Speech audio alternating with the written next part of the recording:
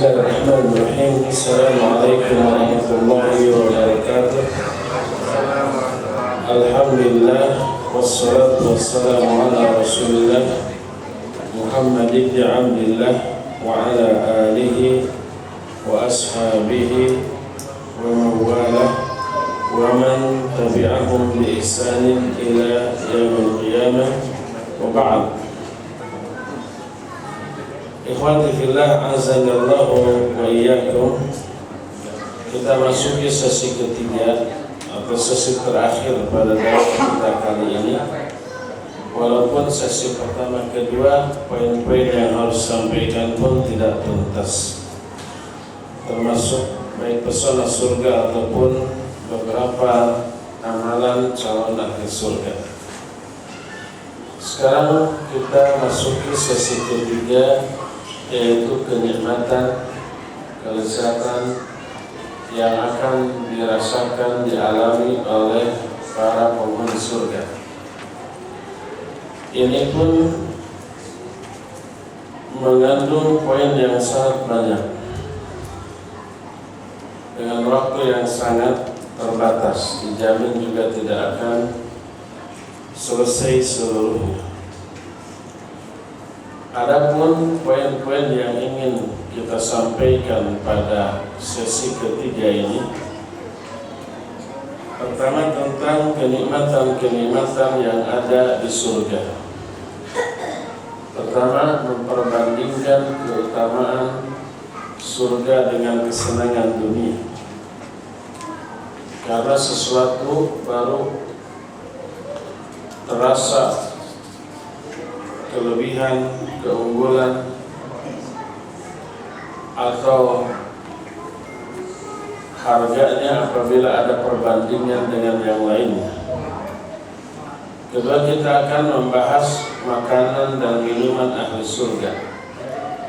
Apa saja makanannya dan apa saja minumannya, dan bagaimana sifat-sifat dari makanan dan minuman tersebut. Poin ketiga, kita akan membahas pakaian ahli surga serta perhiasan yang mereka kenakan. Kelimanya, kita akan membahas tempat-tempat tidur para ahli surga. Tapi kasur ini bukan untuk tidur, tapi untuk bersenang-senang, karena ahli surga tidak tidur. Kenapa tidak tidur? Pertama, tidak ngantuk. Yang kedua, tidur ketika harusnya bersenang-senang adalah kerugian dan penderitaan. Coba saja umpamanya seorang anak atau pemuda ABG ada janji main futsal dengan kawan-kawannya, umpamanya jam 9 pagi. Itu acara yang paling dinanti, karena sehat, menyenangkan, bercanda, berguru dengan kawan-kawannya sepekan sekali. Lalu sambil menunggu waktu datangnya jam 9, dari jam 7 dia baring-baring sambil baca buku, kemudian ketiduran. Bangun-bangun hampir zuhur. Acara futsalnya apa? Kelewat. Apa yang dia rasakan? Nyesel banget. Dulu kenapa saya nggak pasang alarm? Kenapa bisa-bisa marah ke ibunya, ke kakaknya, ke adiknya? Kenapa nggak dibangunin jam 9? Padahal dia tidur. Jadi tidur ketika harus bersenang-senang adalah kerugian dan penderitaan.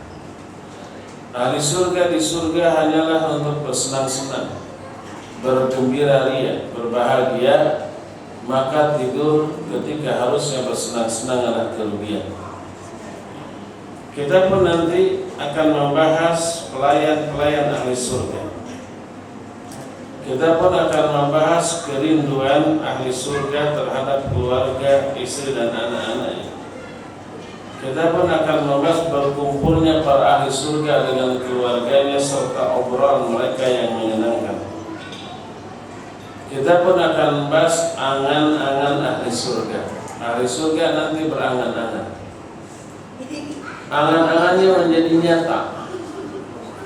Seorang petani dia akan sangat puas dan berbahagia apabila dia bisa bertani di tanah atau sawah yang ladang yang bagus, tidak ada hama, tidak ada gangguan, tidak ada gangguan alam dan menghasilkan panen yang melimpah. Dia baru merasakan kepuasan.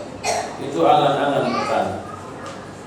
Petani yang soleh di surga berangan-angan ingin bertani dan dikabulkan oleh Allah. Saat itu dia menanam, saat itu tanamannya tumbuh subur dan gembur, saat itu panennya melimpah ruah dan dia merasakan kepuasan yang tak terhingga. Begitu juga angan-angan yang lainnya. Kita pun nanti akan membahas para wanita ahli surga. Ada 3 jenis wanita di surga yang kita akan bahas. Pertama, istri-istri orang mukmin yang ketika di dunianya sudah memiliki suami yang soleh. Kedua, wanita yang ketika di dunianya dimadu,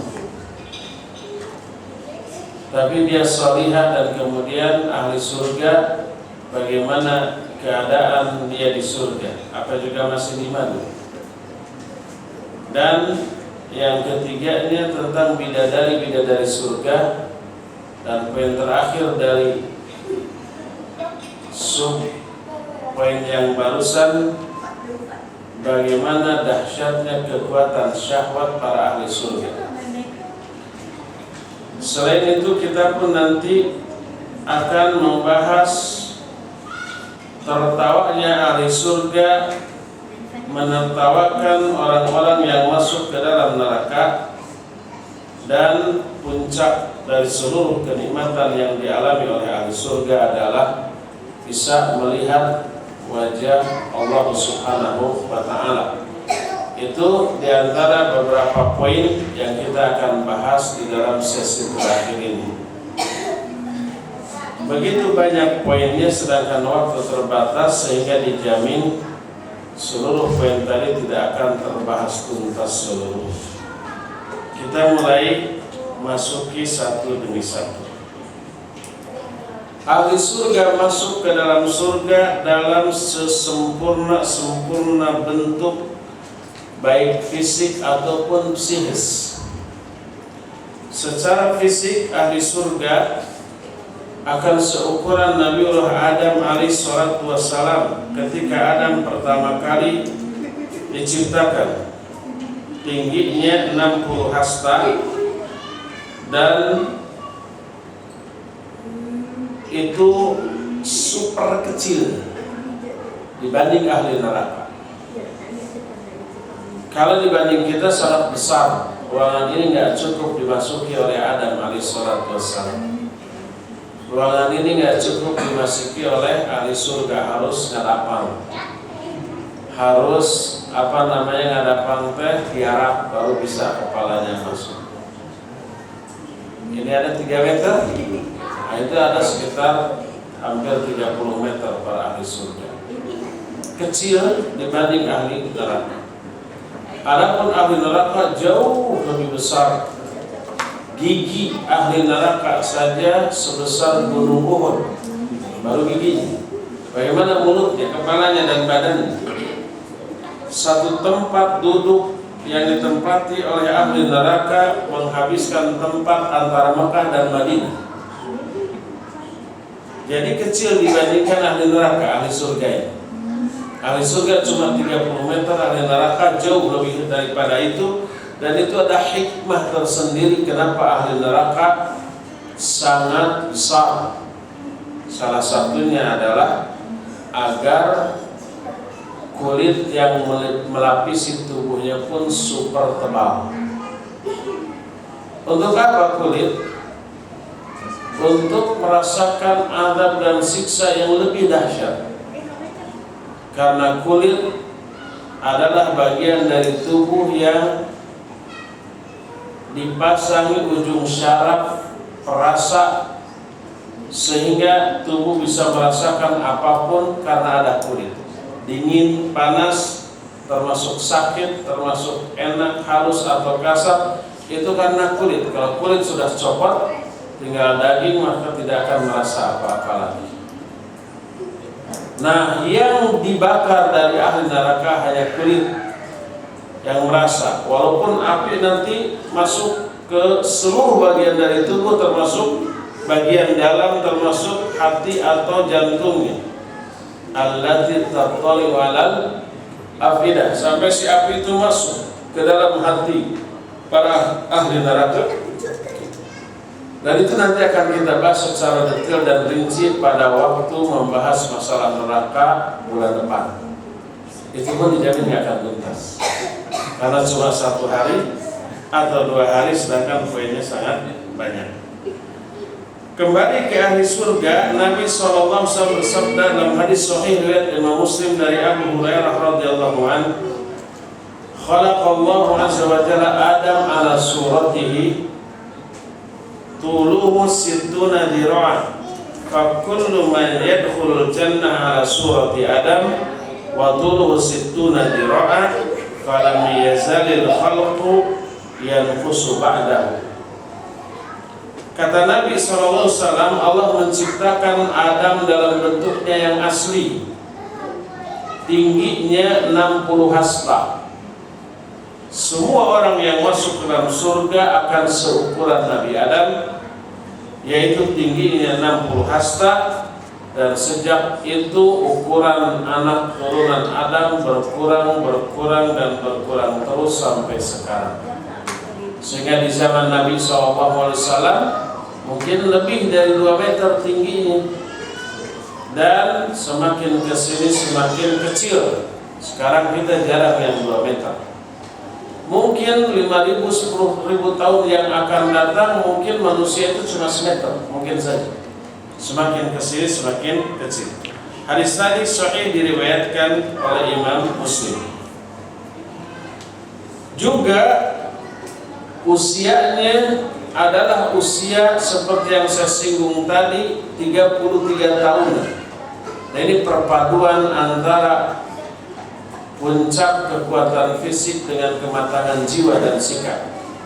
Sebagaimana Nabi SAW bersabda dalam hadis riwayat Imam At-Tirmidzi dari Mu'adz, "Yadkhulu ahlul jannah jaradan maradan ka'annahum mukhilun abna'a 33."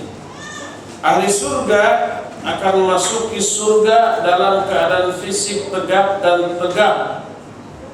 Mereka usianya sekitar 33 tahun. Lalu mereka pun tidak meludah, tidak beringus, dan tidak ke WC. Di surga tidak ada WC, karena tidak dibutuhkan. Untuk apa? Nabi SAW dalam hadis sahih riwayat Imam Bukhari dan Imam Muslim menyatakan, "La yabsukuna wa la yamtakhituna wa la yataghawwatun." Mereka tidak meludah, mereka tidak beringus, dan mereka tidak BAB. Bahkan mereka pun tidak tidur. Sebagaimana hadis yang diterima dari Jabir bin Abdullah dan Abdullah bin Abi Aufa, Rasul SAW bersabda, "An-naumu akhul maut wa la yanamu ahlul jannah." Tidur itu saudaranya mati. Oleh karena itulah maka para ahli surga mereka itu tidak mati. Adapun nilai dari surga baru terasa sangat tinggi dan berharga apabila dibandingkan dengan kesenangan dunia. Di antara beberapa perbandingan yang oleh Allah Subhanahu wa Ta'ala dijelaskan di dalam Al-Quran adalah, pertama, kesenangan dunia ini sangat sedikit dibanding akhirat. Allah berfirman dalam surah An-Nisa ayat 77, "Qul mata'ul dunya qalilun wal akhiratu khairun liman ittaqa." Katakan oleh Muhammad, kesenangan dunia ini hanya sedikit, sedangkan akhirat jauh lebih baik bagi orang-orang yang bertakwa. Coba perhatikan Al-Quran surah Ali Imran 14 dan 15 ketika Allah menjelaskan kesenangan dunia lalu dibandingkan dengan akhirat. Zuyyina lin-nasi hubbus syahawati minan nisa' wal banina wal qanatiril muqantarati minadh dhahabi wal fiddah wal khayli al musawwamati wal an'ami wal harth dzalika mata'ul hayatid dunya wallahu indahu husnul ma'ab. Qul a'unabbi'ukum bi khairin min dzalikum lilladzina taqaw 'inda rabbihim jannatun tajri min tahtiha al-anhar khalidina fiha wa azwajun mutahharatun wa ridwanun minallahi wallahu basirun bil ibad. Telah dihiasi bagi manusia kecintaan terhadap syahwat baik kepada para wanita, anak-anak, harta kekayaan berupa emas, perak, kuda-kuda yang terlatih, ternak-ternak dan ladang-ladang. Itulah kesenangan kehidupan dunia dan di sisi Allah ada balasan yang sangat baik. Katakan oleh Muhammad, mau enggak aku kabarkan kepada kalian sesuatu yang lebih baik dari kesenangan dunia tadi bagi orang-orang yang bertakwa di sisi Allah, yaitu surga yang banyak mengalir sungai-sungai di bawahnya. Di dalamnya ada istri-istri yang suci dan keridhaan dari Allah, dan Allah Maha melihat kepada hamba-hambanya. Dalam salah satu hadis yang hadis ini diriwayatkan oleh Imam Muslim dalam kitab Sahih Muslim, Nabi SAW bersabda, "Wallahi mad dunya fil akhirah illa mithlu ma yaj'alu ahadukum isba'ahu hadhihi wa asyara bis sababah wal yam falyanzur bima yarji." Demi Allah, tidaklah kehidupan dunia dibanding akhirat kecuali seperti apabila salah seorang di antara kalian mencelupkan jari telunjuknya ke laut lalu diangkat lagi. Perhatikan air yang kembali menetes dari telunjuk ke lautan tadi. Satu tetes air itulah dunia, sedangkan akhirat adalah air yang ada di samudra yang sangat luas. Oleh karena itulah, maka dunia ini hanya setetes air dibanding lautan yang hampir tak bertepi karena gedenya, dan air yang tak bertepi di lautan tersebut itulah akhirat, dan dunia ini hanyalah satu tetes dari lautan air tadi. Itu dari sisi perbandingan kesenangan dunia dengan akhirat atau dengan surga. Ini yang pertama. Kedua, kekayaan yang ada di dunia dibanding akhirat jauh sekali. Ada kekayaan yang tersimpan di dalam bumi, itu barang tambang, emas, perak, aspal, boksit, batu bara dan seterusnya. Kandungannya sedikit apakah banyak dibanding tanah dan yang lain-lainnya? Tentu saja sedikit, termasuk minyaknya. Konon privat itu kandungan emasnya dari 1 kilo tanah itu bisa berapa persen itu teh? 70% gitu emasnya katanya. Lebih banyak emasnya dibanding tanahnya.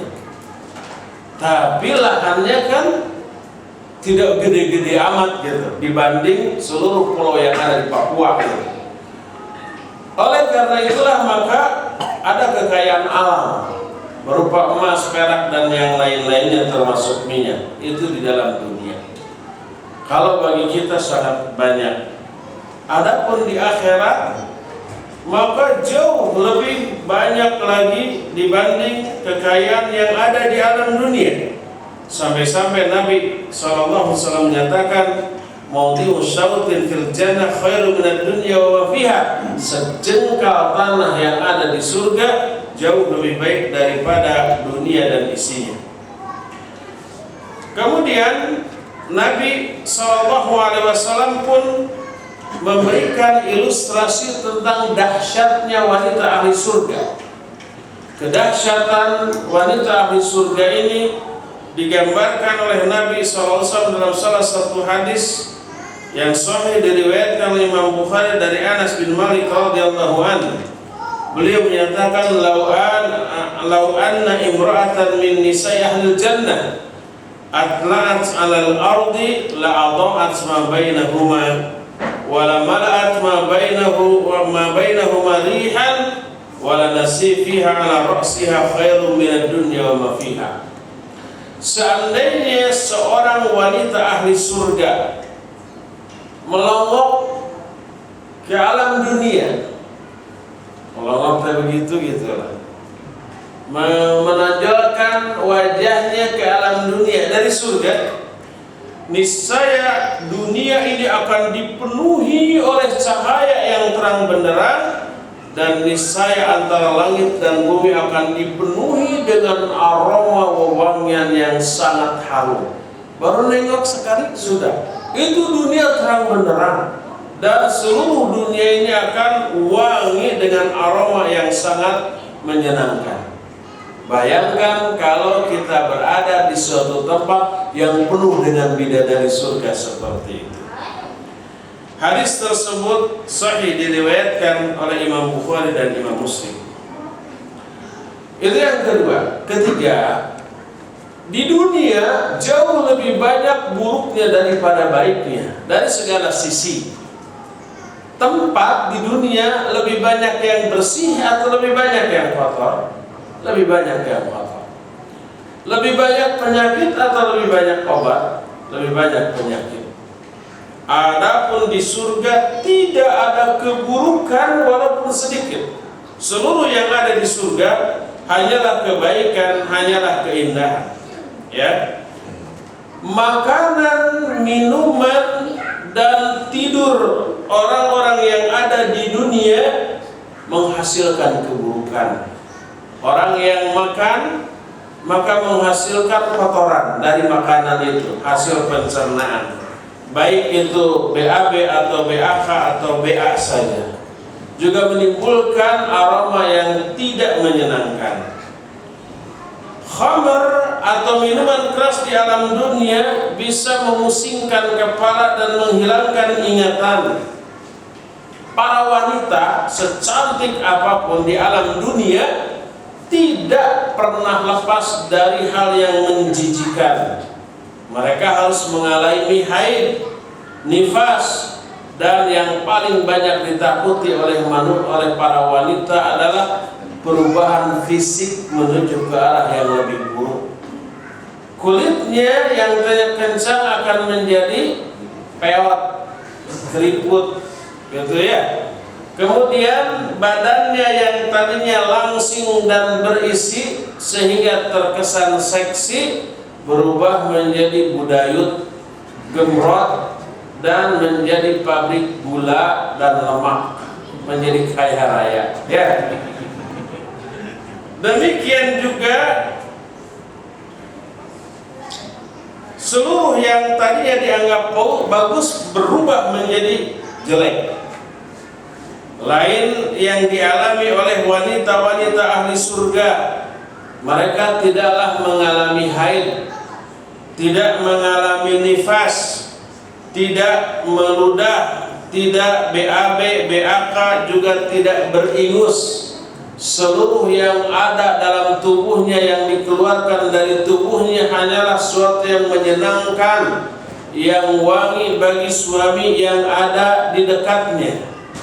Sebagaimana dijelaskan oleh Allah Azza wa Jalla dalam Al-Quran, ketika Allah Subhanahu wa Ta'ala menjelaskan sifat-sifat tentang benda-benda yang ada di surga. Allah berfirman, bayda'a ladzatil lisyaribin la fiha ghaulun wa lahum anha yunzafun.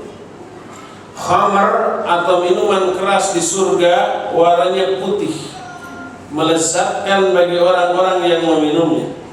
Tidak ada pening, dan tidak membuat orang yang meminumnya menjadi mabuk. Air yang ada di dalam surga termasuk susunya tidak ada masa kadaluarsanya, tidak akan pernah berubah. Kalau kita susu murni disimpan malam hari diminum terus sisanya disimpan, esok harinya sudah basi dan tidak bisa diminum lagi kecuali kalau kita ingin mencret, akhirnya dibuang. Maka di surga susunya tetap tidak ada perubahan rasa, warna ataupun perubahan yang lainnya. Nabi SAW dalam Allah Subhanahu wa Ta'ala surah Muhammad ayat yang ke-15 menyatakan anharun min ma'in ghairi asin wa anharun min labanin lam yataghayyar ta'muhu wa anharun min khamrin ladzatil lisyaribin. Ada sungai-sungai dari air yang tidak asin, airnya segar dan tawar.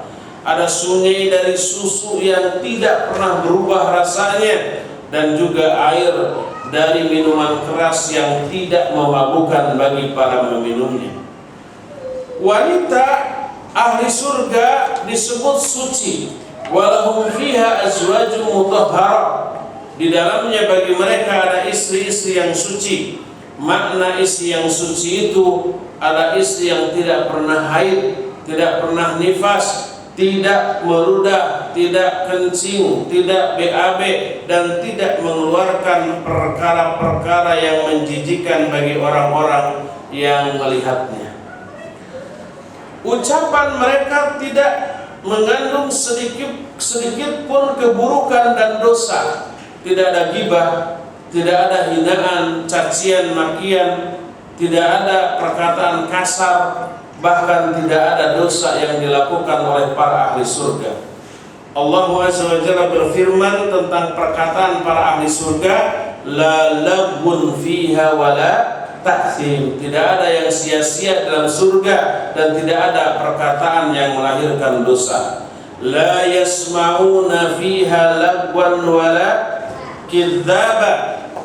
Mereka di dalam surga tidak mendengar ucapan yang sia-sia ataupun ucapan yang dusta. La yasma'una fiha lagwan illa salama. Mereka tidak mendengar di dalam surga ucapan yang sia-sia kecuali ucapan keselamatan. La tasma'u fiha laghiyah. Ahli surga itu tidak mendengar dalam surga ucapan-ucapan yang tidak ada manfaatnya. Walhasil ucapan-ucapan mereka pun tidak ada keburukan. Termasuk hati para ahli surga seluruhnya bersih. Tidak ada hasad, dengki, benci, curiga, suudzon, termasuk cemburu. Satu ahli surga dari kalangan laki-laki memiliki lebih dari satu istri. Istri kita di dunia yang solihah sampai masuk surga akan tetap menjadi istri kita. Bosan dong itu juga. Kebosanan penderitaan bukan? Iya, penderitaan. Makanya itu tidak akan ada di surga. Jangan sampai seorang suami mendoakan istri, ya Allah, jangan ke surga kan istri saya. Sebab kalau ke surga nanti akan tetap dari istri saya di sana. Bosan itu juga. Tidak akan ada. Karena istri kita itu kondisinya akan berubah segala-galanya di sana. Jiwanya dan fisiknya tetap, tetapi keadaannya yang berubah. Kalau di dunia istri kita itu jelek, pesek, belek, brengsek, ya mungkin entah gimana milihnya dulu, tapi solihah, solihah,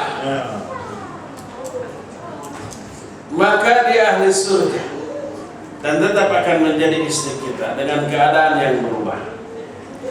Tapi selain dia menjadi istri kita, kita pun diberi bidadari surga. Bagaimana si istri cemburu dong? Di dunia saya tidak dipoligami. Di dunia saya satu-satunya orang yang dikasihi oleh suami. Kenapa di surga jadi dita'adud? Ada cemburu. Cemburu penderitaan enggak? Penderitaan itu dihilangkan. Allah membersihkan hati para wanita surga dari seluruh perasaan dan sifat yang membuat dia menderita. Sifat cemburu, sifat benci, sifat dengki, cinta dan kasih sayang, semua itu Allah berikan kepada hati manusia di dunia. Dan seluruh sifat-sifat baik dalam hati tetap akan diadakan oleh Allah di akhirat, seperti kasih sayang, cinta, kerinduan dan seterusnya. Adapun perasaan-perasaan buruknya dihilangkan. Tidak akan lagi ada orang yang merasa cemburu, tidak ada lagi yang merasa benci, dengki dan yang lain-lainnya kepada sama penghuni surga. Sebelum mereka dimasukkan ke dalam surga, hatinya Allah bersihkan terlebih dahulu. Sebagaimana dijelaskan dalam hadis sahih riwayat Imam Bukhari dan Imam Muslim, Nabi SAW ketika menggambarkan manusia ketika masuk surga, la ikhtilafa bainahum wa la tabaghudha, qulubuhum qalbun wahid yusabbihuna Allah bukratan wa 'ashiyya. Tidak ada perselisihan di kalangan para ahli surga dan tidak ada saling benci. Hati-hati mereka adalah satu hati. Mereka bertasbih kepada Allah setiap pagi dan petang. Di sini riwayat Imam Bukhari dan Imam Muslim. Allah berfirman dalam Al-Quran dalam surah Al-Hijr ayat 47, wa naza'na ma fi sudurihim min ghillin ikhwanan ala sururin mutaqabilin.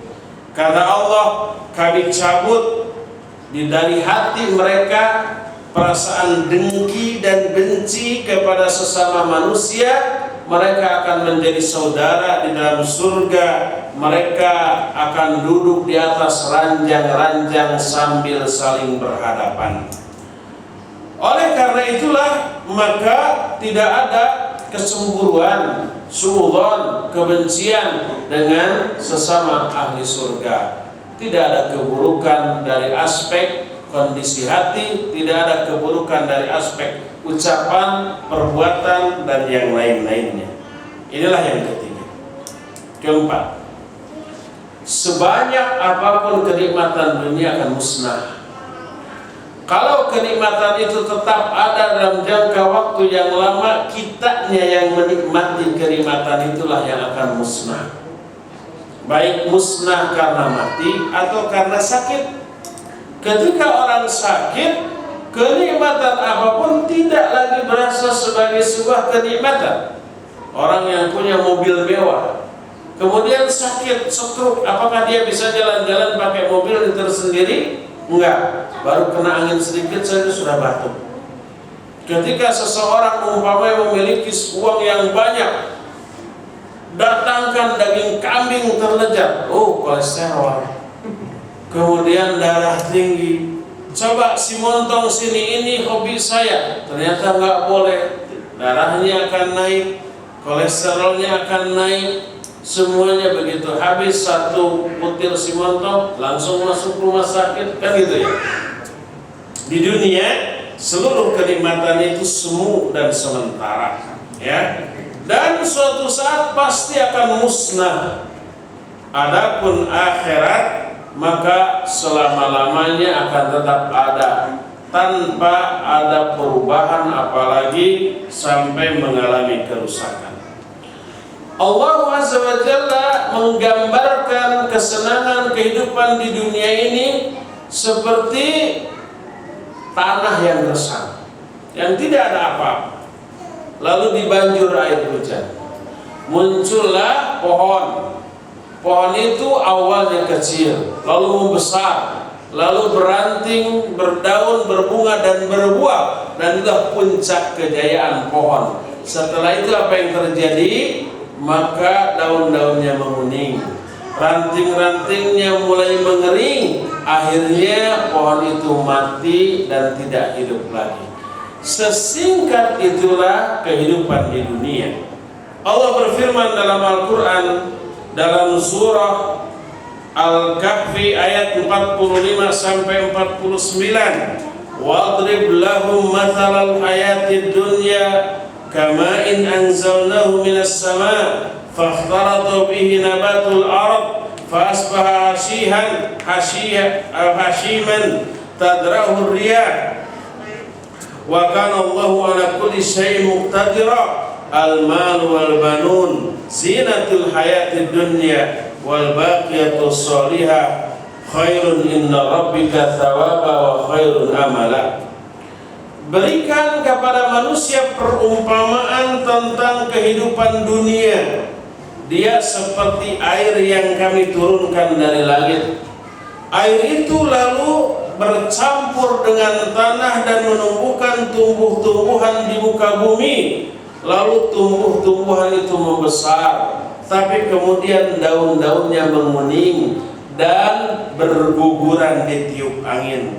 Dan Allah Maha Kuasa atas segala sesuatu. Matilah kemudian pohon itu. Harta dan anak-anak hanyalah perhiasan dalam kehidupan di dunia, sedangkan keabadian amal soleh lebih baik di sisi Allah pahalanya dan lebih panjang kebaikannya. Itu perbandingan antara dunia dengan akhirat. Kelima, coba kita telusuri dari aspek waktu perjalanan hidup kita. Kita sekarang sedang mengalami fase kedua dari perjalanan hidup kita. Fase pertama sudah dilalui dalam waktu yang singkat.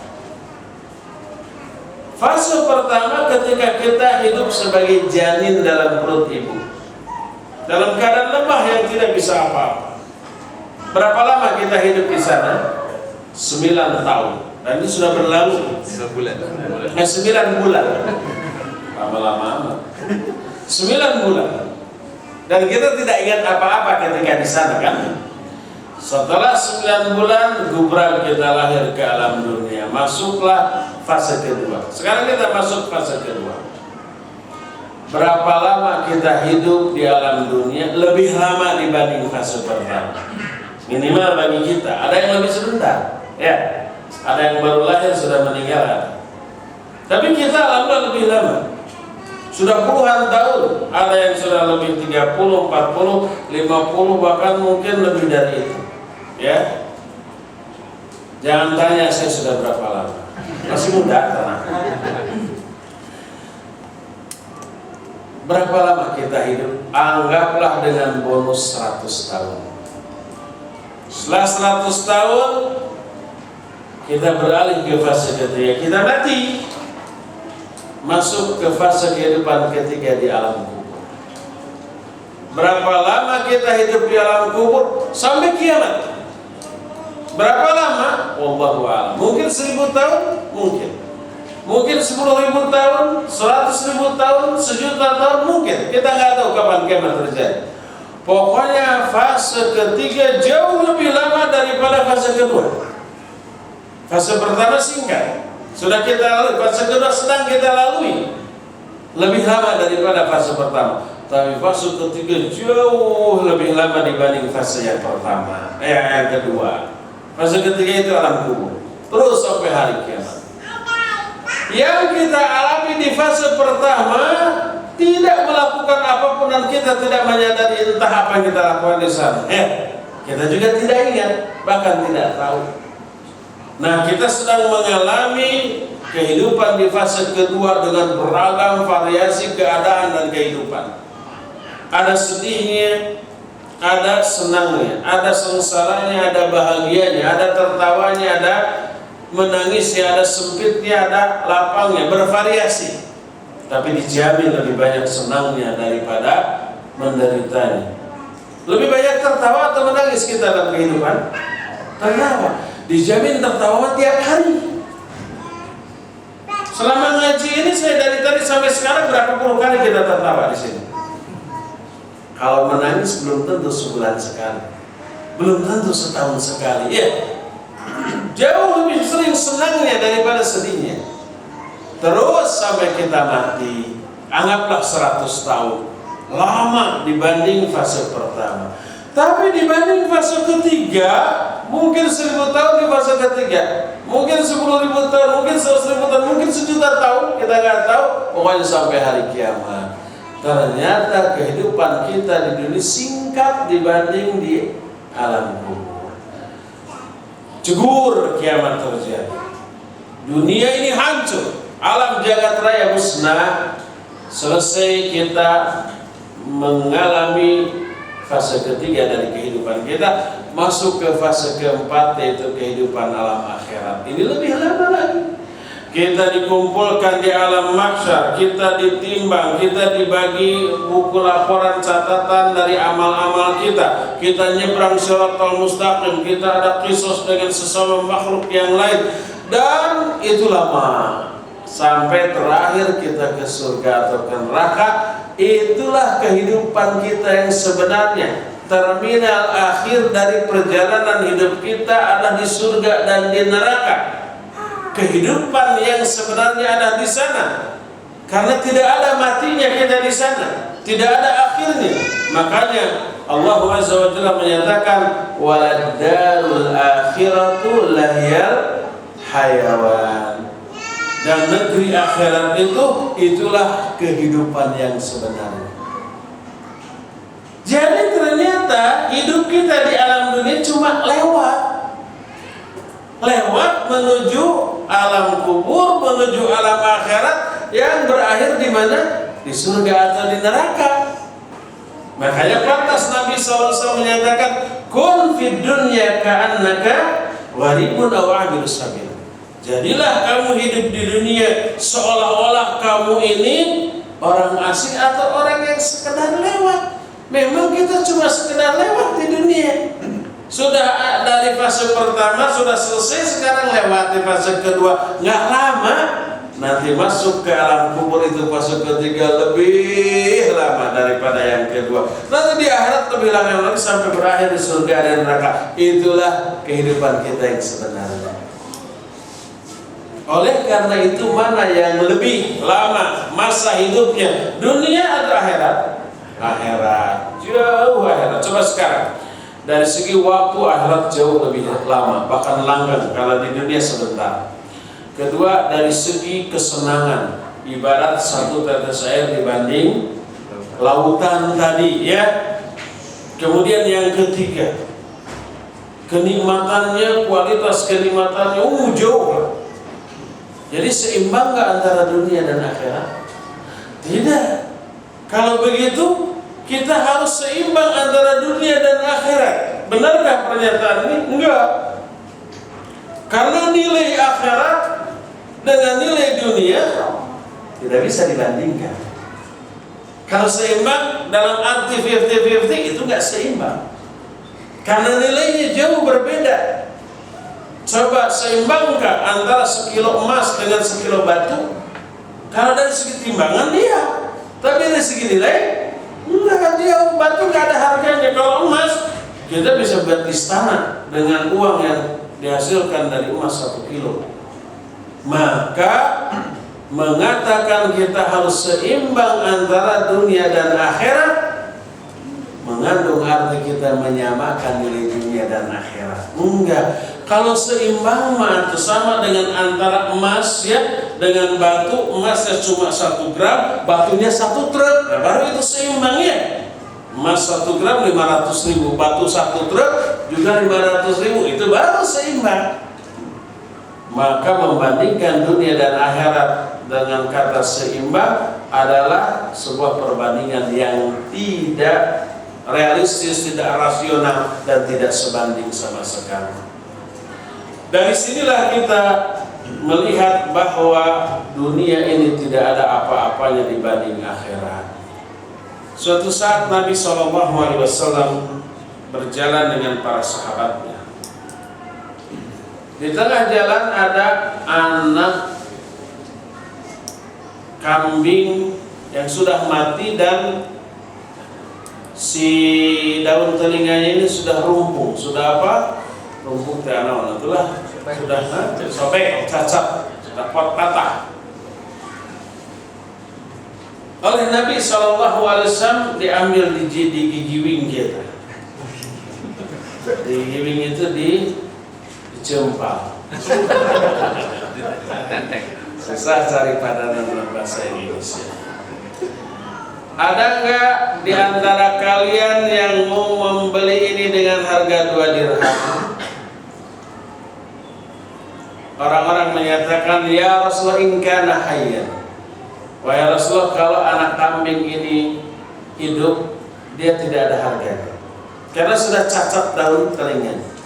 Apalagi kalau dia mati. Kalau gitu 1 dirham deh. Siapa yang beli 1 dirham? Demi Allah tidak ada yang berani, ya Rasulullah, untuk apa dia? Tidak bisa dimakan karena haram. Yang jelas harus memeras waktu dan tenaga kita, harus dikubur gitu kan. Kalau di sana kata nggak perlu dikubur karena nggak akan bau. Kenapa? Entah mungkin karena bakteri pembusuknya nggak ada gitu, mati karena keringnya dan panasnya udara. Kalau di kita kan sehari juga langsung busuk dan bau. Kalau di sana enggak. Kata Nabi SAW, wallahi ya, inna dunya la ahwanu indallahi min hada. Demi Allah, sesungguhnya dunia ini lebih hina, lebih tak berharga di sisi Allah dibandingkan dengan bangkai anak kambing ini. Bangkai anak kambingnya saja diberikan secara gratis, tidak ada yang mau. Dunia lebih hina daripada itu. Ada guru saya, coba undang sekali-kali ke sini, doktor dari Madinah, namanya Ustaz Syafiq. Kenapa? Syafiq Reza Basara pernah tabligh akbar di Bandung dengan judul apa? Berebut bangkai binatang. Beliau kan kalau tabligh akbar itu suka memberi judul yang nyentrik ya, yang aneh-aneh. Pernah waktu zaman terorisme di Bandung mengadakan tabligh akbar dengan judul merakit bom waktu. Ini apa, daurah cara-cara pembuatan bom waktu atau apa? Ternyata yang dimaksud bom waktu di sini adalah permasalahan suami istri yang dipenam gitu ya, sampai puncaknya meledak gitu lah. Itu bukan urusan terorisme. Setengah isi, setengah kosong. Ada judulnya itu ya? Saya nggak tahu apa isinya itu. Judulnya menarik. Nah, termasuk berebut bangkai binatang. Yang dimaksud berebut bangkai binatang itu adalah memperebutkan dunia, mengejar dunia, ya, dengan melupakan akhirat. Itulah perbandingan dunia dengan akhirat. Ternyata tidak bisa dibandingkan. Ibarat 1 tetes air dengan samudra yang sangat luas. Sekarang apa saja makanan dan minuman ahli surga? Makanan ahli surga ada buah-buahan dan juga ada daging burung. Allah berfirman, wa faqihatin mimma yatakhayyarun wa lahmi tayrin mimma yashtahun. Surah Al-Waqiah. Ada buah-buahan yang terpilih, yang mereka pilih, dan ada daging-daging burung yang sangat mereka inginkan.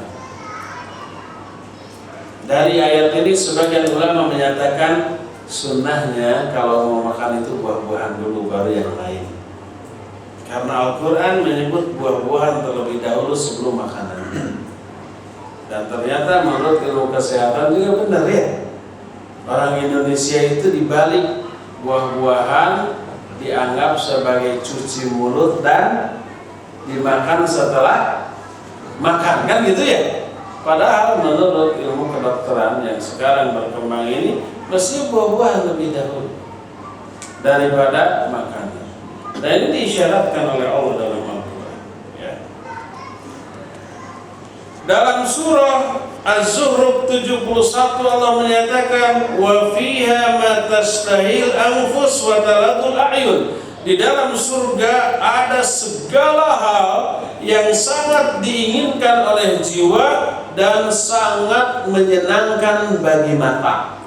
Semua yang menyenangkan mata di sana ada, dan semua yang diinginkan oleh diri kita berupa makanan dan minum seluruhnya ada, dengan kualitas rasa dan keadaan yang jauh berlipat lebih baik daripada apa yang ada di dunia. Allah berfirman, kulu washrabu hani'an bima aslaftum fil ayyamil khaliyah. Makan dan minumlah kalian dengan nikmat, dengan lezat, karena amal-amal soleh yang kalian dahulu lakukan ketika di dunia. Adapun minuman yang ada di surga oleh Allah disebutkan beberapa jenis minuman. Pertama, ada mata air yang campurannya kafur, memancar menjadi sumber minuman bagi ahli surga. Allah berfirman, innal abrara yashrabuna min ka'sin kana mizajuha kafura aina yashrabu biha ibadullahi yufajjirunaha tafjira. Sesungguhnya orang-orang yang abrar, yang baik-baik, ahli surga, mereka akan minum dari gelas yang campurannya adalah kafur.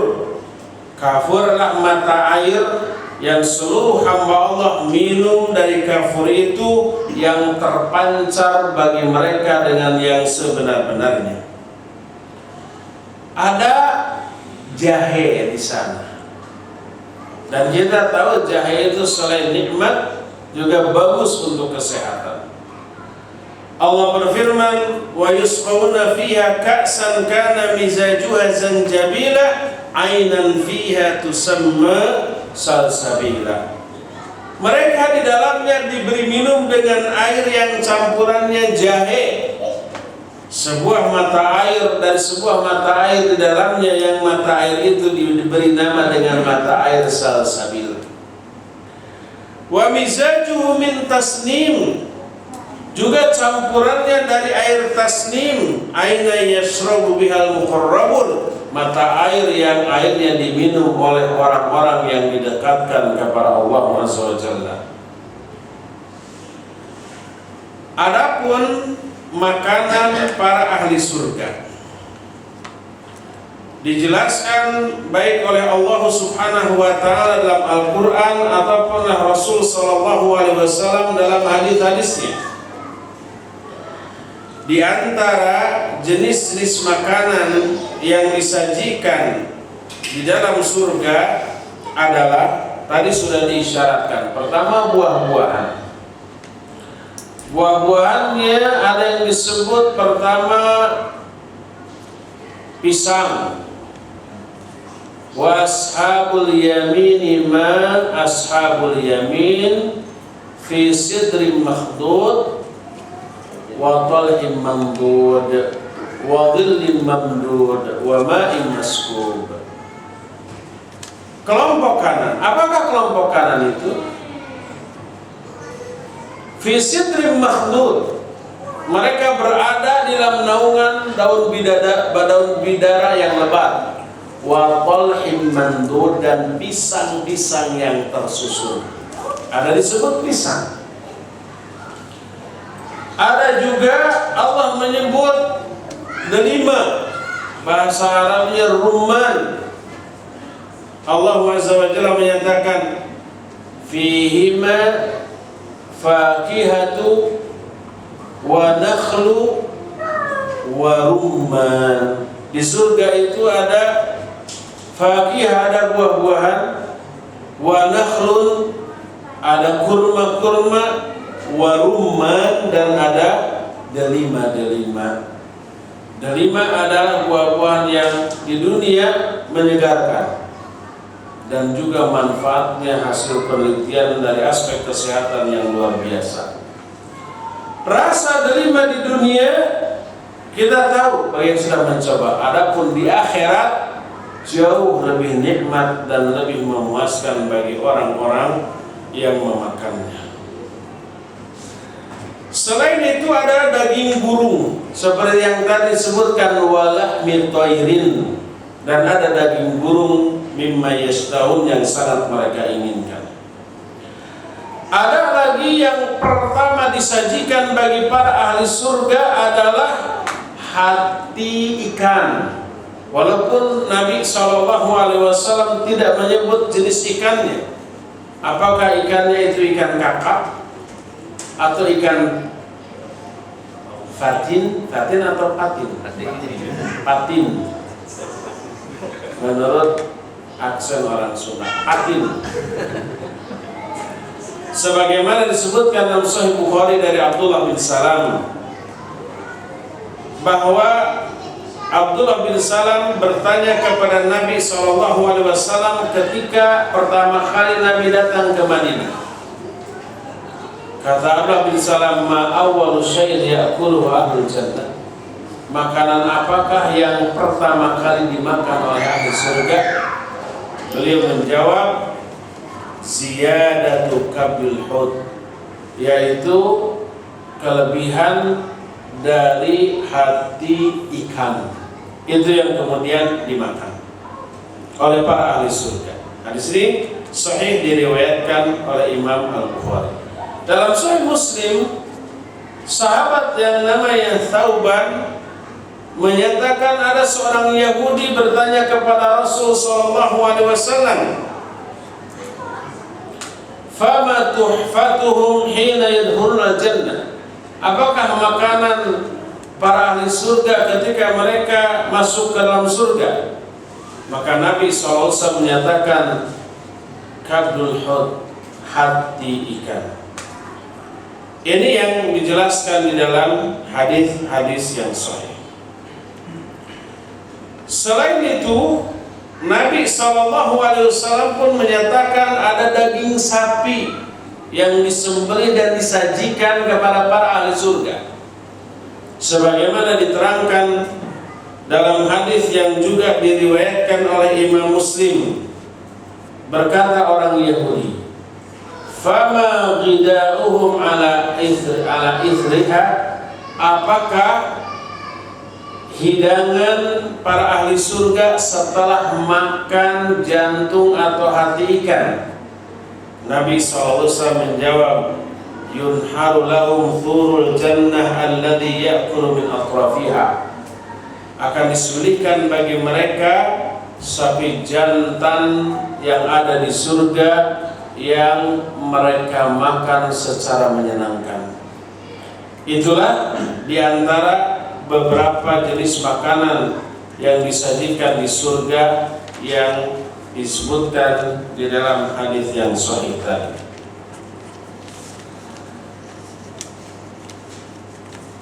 Di dalam kitab At-Tadhkirah yang disusun oleh Al-Imam Al-Qurtubi, beliau menerangkan, na'imu ahli jannah wa qiswatuhum laisa an daf'i almin i'tarahum falaysa aqluhum min ju'in wala syarabuhum min dhama'in wala tatibuhum an natkin wa innama hiya ladzatun mutawaliyah wa ni'am mutathabi'ah. Ala tara qawlahu ta'ala li Adam, inna laka alla tajua fiha wa la ta'ra wa annaka la tadmu fiha wa la tadha. Berkata Imam Al-Qurtubi, kenikmatan ahli surga, pakaian ahli surga yang dipakai oleh ahli surga bukanlah ditujukan untuk menghilangkan kemadaratan.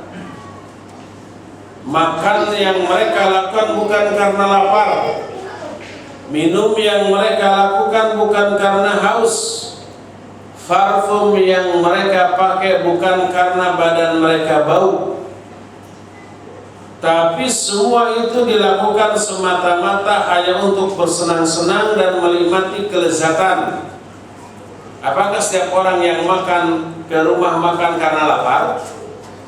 Tidak. Tapi banyak orang yang makan bukan karena lapar di dunia ini, apalagi di akhirat, tapi karena ingin merasakan nikmatnya makanan itu. Seorang sudah makan, terutama ibu-ibu. Makanan yang ada di piring belum habis, tukang bakso lewat, tok tok tok. Bakso 4 mangkok gitu. Ini belum habis. Apakah ibu tadi pesan bakso karena lapar? Bukan. Tapi karena ingin menikmati lezatnya bakso yang menjadi hobi dia. Itu di dunia. Tapi bersenang-senangnya manusia di dunia dengan makan ada batasnya. Kalau sudah kenyang, tidak ada lagi selera. Atau umpam bakso tiap hari lama-lama apa?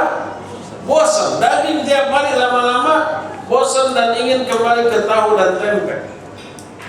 Itu di dunia. Adapun di akhirat, mereka makan bukan karena lapar, mereka minum bukan karena haus, mereka memakai parfum bukan karena bau, tapi seluruhnya dilakukan dalam rangka bersenang-senang. Di surga tidak ada lapar, tidak ada haus, tidak ada ngantuk, tidak ada capek, tidak ada lelah.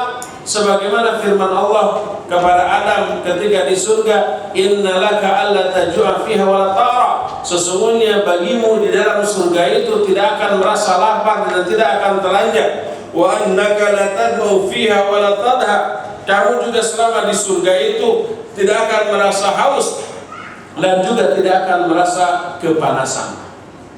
Oleh karena itulah makan dan minumnya mereka hanya untuk bersenang-senang semata-mata, menikmati lezatnya makanan. Adapun wadah-wadah yang dipakai mewadahi makanan dan minuman seluruhnya terbuat dari emas dan perak. Sebagaimana firman Allah, yutafu alaihim bisihafin min dhahabin wa akwab. Dikelilingkan kepada mereka piring-piring yang terbuat dari emas dan juga gelas-gelas. Gelasnya pun dari emas. Kalau di kita gelasnya dari apa? Dari kaca. Kalau kaca bahannya apa? Pasir? Pasir. Ini dari emas. Gelasnya dari emas. Yang itu diharamkan di dunia bagi laki-laki. Dalam Al-Quran surah Al-Insan, wa yutafu alaihim bi aniyatin min fiddatin wa akwabin kanat qawarira. Dikelilingkan kepada mereka bejana-bejana dari perak dan gelas-gelas yang dulu ketika di dunia terbuat dari kaca. Ya. Kalau di akhirat qawarira min fiddatin qaddaruha taqdira, kaca-kacanya terbuat dari perak yang sudah diukur dengan ukuran yang sesempurna-sempurnanya. Di dunia ada nggak kemah? Ada. Dari apa kemah terbuat? Dari terpal, dari kain kasar dan murah dan terkesan kumuh kotor karena untuk ditanam. Adapun kemah di sana di surga terbuatnya dari mutiara yang berongga. Mutiara ini yang dibayangkan di dunia, tapi di akhirat besar sebesar bangunan. Kemudian diukir bagian dalamnya, dijadikan sebagai ruangan-ruangan yang diperlukan sehingga membentuk sebagai bangunan tanpa harus ada fondasi. Bayangkan ya, mutiara kan kecil sebesar kelereng ya. Bayangkan mutiara gede, kemudian dipahat oleh ahlinya, membuat lubang-lubang di dalamnya yang menjadi ruangan-ruangan. Itulah kemahnya. Kalau kemah kan tidak permanen ya. Sebagaimana disebutkan dalam hadis yang diriwayatkan Imam Bukhari dan Muslim, inna lil mu'minina fil jannah la khimatan min lu'lu'atin wahidatin mujawwafatin wa jannatani min fiddatin aniyatuhuma wa ma fiha wa jannatani min dhahabin aniyatuhuma wa ma fiha. Sesungguhnya bagi orang mukmin di surga ada kemah yang terbuat dari mutiara, dari satu mutiara yang berongga. Mutiaranya nggak mungkin kecil, kalau kecil nggak mungkin bisa dimasuki. Ini gede. Dan juga 2 surga dari perak. Bejana-bejana yang ada di sana pun terbuat dari perak, dan ada juga kamar-kamar dari emas beserta bejana-bejana yang ada dalamnya pun dari emas. Itulah wadah-wadah yang ada di dalam surga. Pakaian mereka dari sutra. Sutra warna hijau yang indah warnanya.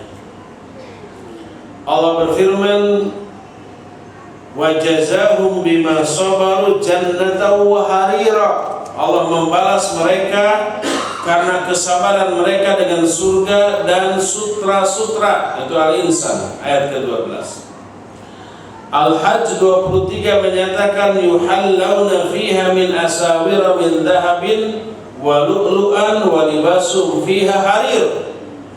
Mereka diberi perhiasan di dalamnya berupa gelang-gelang dari emas dan mutiara, dan pakaian mereka di dalamnya dari sutra. Dalam Fatir 33 Allah berfirman, Jannatu adnin yadkhulunaha yuhallawna fiha min asawira min dhahabin wa lu'lu'a wa libasum fiha harir. Itulah surga Aden. Mereka akan memasuki surga Aden, dan mereka diberi perhiasan dari gelang-gelang dari emas dan mutiara, serta pakaian mereka terbuat dari sutra. Ayat-ayat yang senada dengan itu sangat banyak yang menjelaskan bahwa pakaian mereka adalah pakaian kemewahan yang menyebabkan penampilan mereka jauh lebih terang, lebih bercahaya, lebih menyenangkan untuk dipandang daripada pakaian mereka di dunia. Selain itu, para ahli surga diberi apa yang biasa dipakai raja di kepala? Taj bahasa Arabnya Pak? Mahkota. Mereka memiliki mahkota yang dihias dengan hiasan dari yakut, dari permata yang sangat mahal.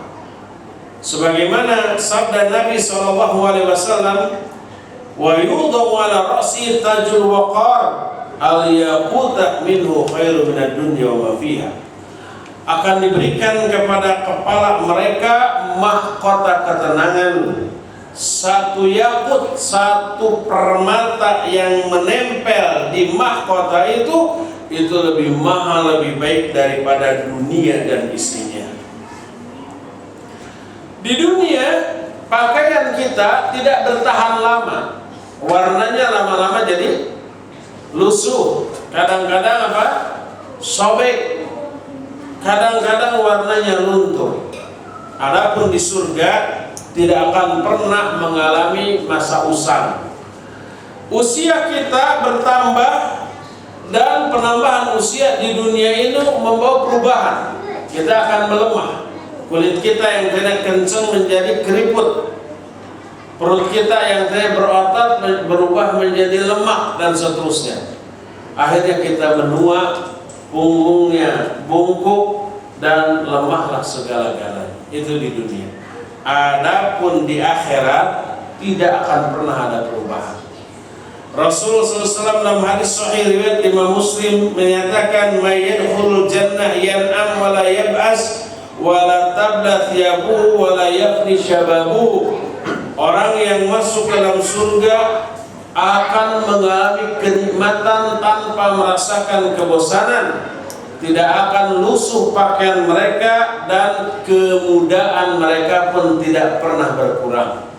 Tetap mereka berada dalam kondisi yang super prima.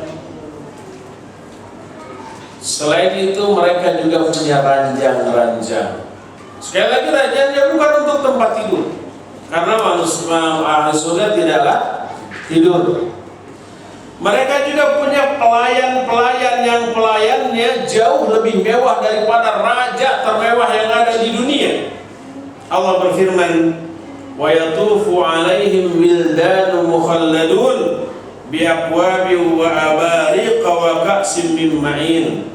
Dalam hadis yang lain, dalam ayat yang lain, idza ra'aitahum hasibtahum lu'lu'an manthura.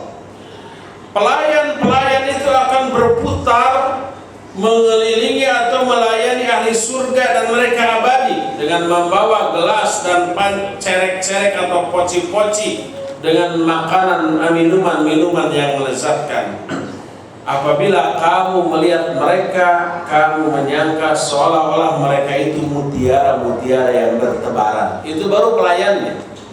Pelayannya semewah itu, melihat dari jauh bercahaya seolah-olah itu mutiara yang bertebaran. Itu pelayan. Bagaimana dengan majikan yang mereka layani?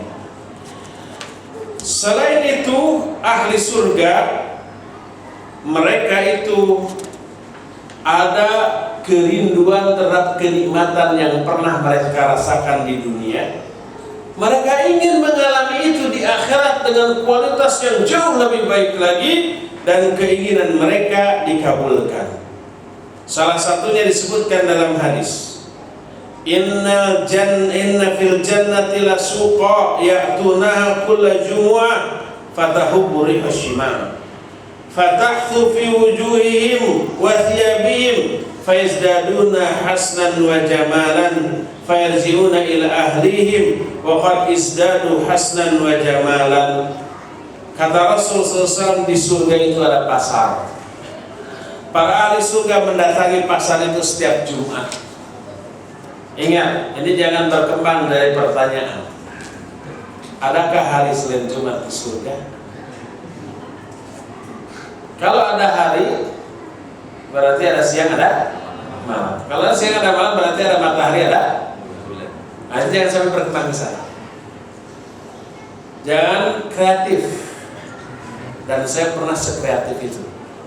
Bertanya kepada Syekh Ibrahim Al-Ruhaili hafizahullah dalam sebuah dakwah. Berawal dari sini bahwa di surga ada pasar dan para ahli surga mendatangi pasar setiap hari Jumat. Saya langsung kebayang, berarti ada Sabtu Ahad, berarti ada siang malam, berarti ada hari dan ada matahari dan bulan.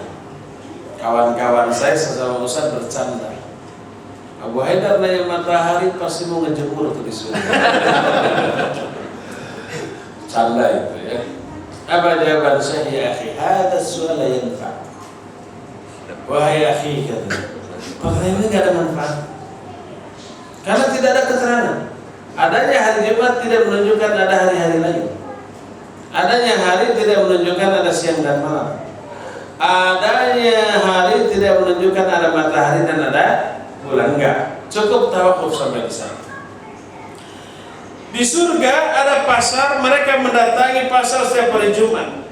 Berhembuslah air dari selatan, menerpa wajah dan pakaian mereka, bertambahlah keindahan dan kecantikan atau kegantengan mereka. Pulanglah mereka ke istrinya dalam keadaan kegantengan dan keindahannya sudah bertambah daripada sebelumnya. Begitu bertemu dengan keluarganya, berkatalah istrinya, wallahi laqad izdadtum ba'dana husnan wa jamalan. Demi Allah, kamu sudah bertambah indah dan ganteng sejak kita tadi berpisah. Maka menjawablah sang suami, fa wallahi laqad izdadtum ba'dana husnan wa jamalan. Demi Allah, kalian pun lebih indah dan lebih cantik dibanding ketika kita tadi berpisah.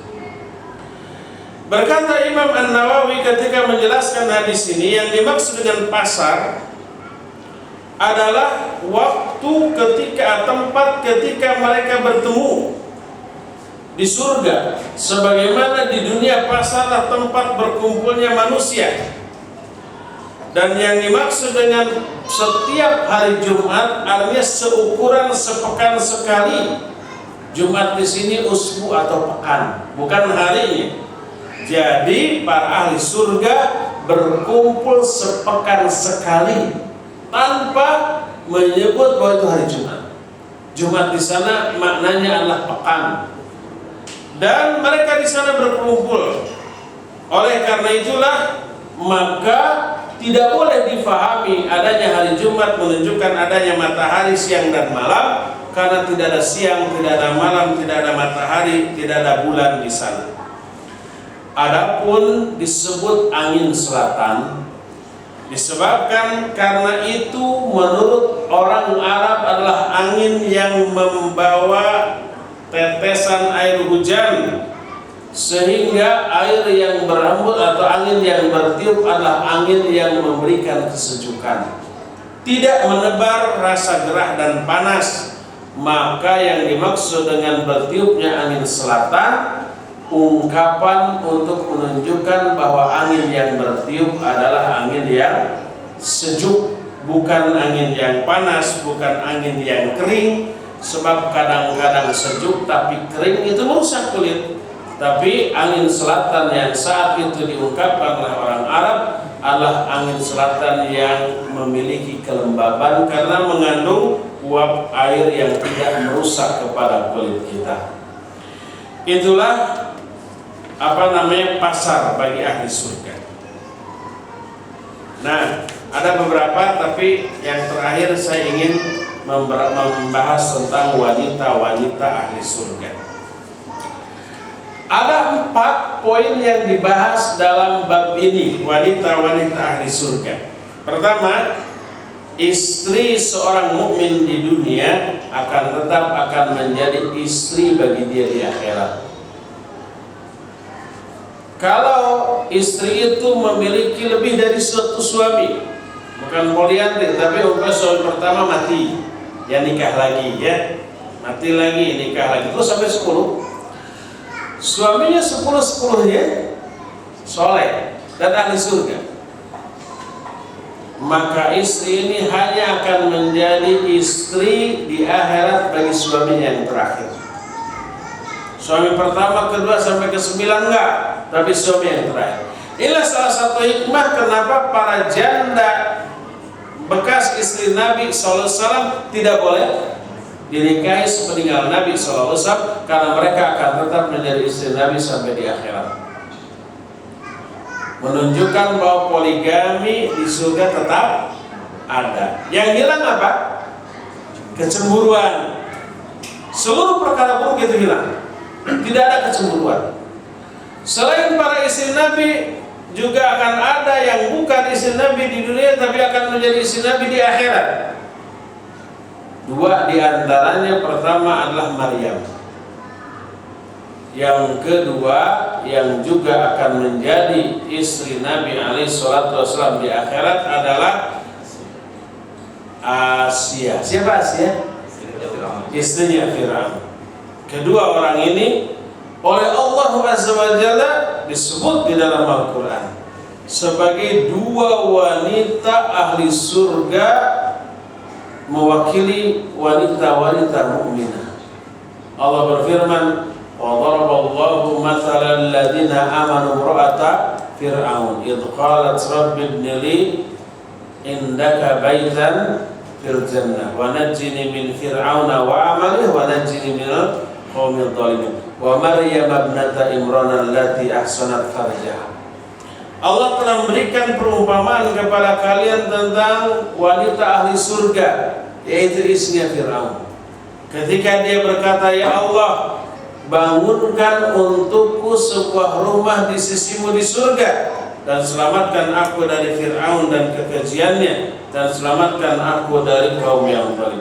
Dan juga Maryam, disebutkan Maryam dan istrinya Fir'aun oleh Al-Quran. Dan kedua wanita ini kelak akan menjadi istri Nabi SAW di akhirat. Itu yang pertama. Kedua, Abu Darda pernah berkata kepada istrinya, kalau aku mati, kamu nikah lagi sama yang lain. Apa kata dia? Tidak. Kalau kau mati, aku tidak akan menikah sampai mati. Karena aku tetap ingin menjadi istrimu sampai di surga. Ini yang namanya cinta sehidup semati, cinta yang sampai ke surga. Aku tidak akan menikah lagi karena aku tetap ingin menjadi istrimu sampai di akhirat, sampai di surga tadi. Yang keduanya, ada yang disebut dengan hurul 'ain. Hurul 'ain adalah bidadari-bidadari surga. Mereka bukan manusia yang pernah hidup di dunia. tapi mereka sudah tercipta sejak sekarang dan akan menjadi bidadari surga dan ada di surga. Ini harus dibahas sejak pertama kali kita membahas surga. Apakah surga sekarang sudah ada atau tidak? Dijawab sudah ada, beserta seluruh isinya. Salah satu isinya adalah bidadari-bidadari surga. Salah satu dalil ya yang dijadikan alasan bahwa ahli surga itu, bidadari surga itu sudah ada adalah sebuah hadis yang sahih diriwayatkan oleh Imam Ahmad dan Imam At-Tirmidzi. Nabi SAW bersabda, la tu'dhi imra'atun zawjaha fi dunya illa qalat zawjatu min al-huril 'ain la tu'dhihi qatala khilaf fa innama huwa dakhilun 'indak yushiku ayyufariqaki ilaina. Perhatikan ikhwan, ini salah satu hadis yang menyebabkan kita bisa tabah dan sabar menghadapi kemarahan istri. Ini resepnya. Dimarahi kita bisa tersenyum. Kenapa istri marah? Mungkin karena kesalahan kita. Masa dia yang salah, dia yang marah ya? Kalau ada yang wanita yang begitu, gila. Dia yang salah, dia yang marah. Tapi ada ya? Mungkin ada. Ini resepnya. Kalau wanita ngomel-ngomel, istri ngomel-ngomel kita bisa tersenyum. Gimana caranya? Bukan sakit hati atau terpancing marah. Ingat hadis itu. Kata Nabi SAW, tidaklah seorang wanita di dunia menyakiti suaminya di dunia kecuali berkatalah istri dari suami itu di akhirat yang berupa bidadari surga berkata, jangan kau sakiti dia, semoga Allah memerangimu. Sesungguhnya dia hanya sementara di sampingmu, sebentar lagi dia meninggalkanmu dan menghampiri aku. Suami yang sedang diomeli istrinya ada yang membela, yaitu bidadari surga. Bayangkan itu. Makanya ketika istri ngomel-ngomel ke kita, bayangkan ada bidadari surga yang membela kita, memarahi istri kita. Kita bisa tersenyum. Istri kita kaget, dimarahi istri. Bilang, tahu gak kenapa saya tersenyum? Sebab ada perempuan super cantik jelita membela saya dan memarahi kamu sekarang. Dia kaget ya? Wah, mana bebeknya dia? Jangan saya ada di BB, ada di WhatsApp, ada di medsos yang lain. Mana bebek? Ayo, kasih, nggak ada. Cari mana wanita itu? Cari di langsung nggak ada. Ada, cuma kamu nggak lihat. Siapa dia di mana? Nah, ini bidadari surga sedang membela saya dan memarahi kamu. Kok kamu tahu dari mana? Dari hadis Nabi SAW. Nih hadis, hafalkan hadis ini. Tidaklah seorang istri memarahi suaminya di dunia kecuali istri dari suami itu di akhirat berupa bidadari surga akan berkata, jangan kamu sakiti dia, semoga Allah memerangimu, karena dia sebentar di sampingmu, sebentar lagi berpisah meninggalkanmu dan akan menghampiri aku. Itulah bidadari surga memarahi istri kita ketika istri kita menyakiti kita. Dan hadis ini menjadi bahwa bidadari surga tersebut sudah ada, ya sudah ada. Bagaimana sifat-sifat fisik dari istri atau bidadari surga tersebut? Itu yang menarik. Tapi yang lebih menarik, ini bagian terakhir dari poin ini, dan bagian terakhir ini menjadi penutup kita pada daurah kali ini, bahwa Anas bin Malik radhiyallahu anhu meriwayatkan sebuah hadis dari Nabi SAW. Beliau berkata, yuqtal mu'minu fil jannati quwwatan kada wa kada minal jima. Bahwa seorang mukmin di surga oleh Allah akan diberi kekuatan sekian kali ketika berjima. Karena isinya banyak. Lebih dari apa? Lebih dari satu. Apalagi kalau yang mati syahid. Disediakan 70 kamar. Satu kamar berisi 70 bidadari. 70 ranjang. Satu ranjang berisi 70 bidadari. Bayangkan. Qila ditanya oleh para sahabat, ya Rasulullah, au yatiqu dzalik? Wahai Rasulullah, apakah kita di surga mampu seperti itu? Nabi SAW bersabda, yu'ta quwwatu mi'ati rajul. Seorang penghuni surga diberi kekuatan dalam berjima lebih dari 100 orang laki-laki terkuat di dunia. Siapa laki-laki terkuat di dunia dalam hal berjima? Siapa? Nabi Muhammad SAW enggak? Bukan. Nabi Sulaiman enggak mungkin, tapi belum tentu. Karena enggak ada keterangan. Tapi Nabi Sulaiman saya menyatakan, hadis ini sahih diriwayatkan Imam Bukhari dalam kitab Sahih Bukhari. Nabi SAW menyatakan bahwa Nabi Sulaiman berkata, la atufanna ala tis'atin wa tis'ina min imro'ati wa fi riwayah ala mi'ati min imro'ati. Aku akan menggilir 99 istriku dalam satu malam.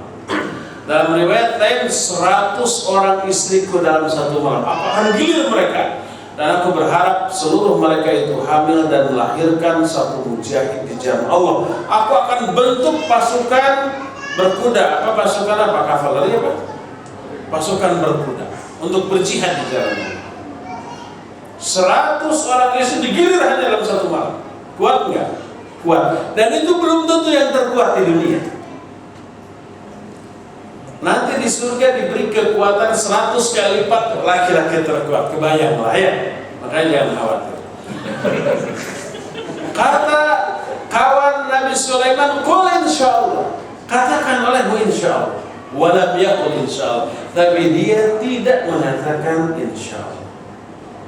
Akibatnya tidak ada satu istrinya pun yang hamil kecuali satu orang, dan dia pun melahirkan setengah ukuran dari laki-laki biasa. Jadi anak yang lahirnya itu ukurannya tidak normal, setengah dari orang pada umumnya. Berkata Nabi SAW, lau qala insyaallah, seandainya dia mengatakan insyaallah, niscaya semua hamil, semua melahirkan, dan semuanya akan menjadi mujahid di jalan Allah. Hadis itu sahih diriwayatkan oleh Imam Al-Bukhari, dan ini menunjukkan efek yang hebat dari ucapan insyaallah. Tahu nggak kisah Yajuj dan Majuj?